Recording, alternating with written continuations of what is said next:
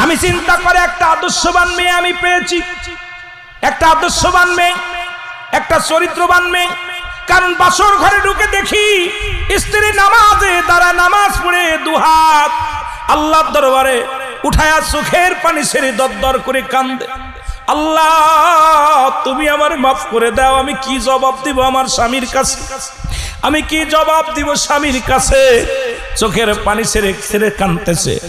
হঠাৎ স্বামী ঘরের ভিতরে ঢুকে বললেন, স্ত্রী রে তুমি এত কান্নাকাটি করছো কেন? আজকে বাসর ঘর, আজকে দুজনের মিলন হবে, দুজন কথাবার্তা বলবো। আজকে তুমি আর আমি ঘরের মধ্যে, তুমি কেন কান্দো?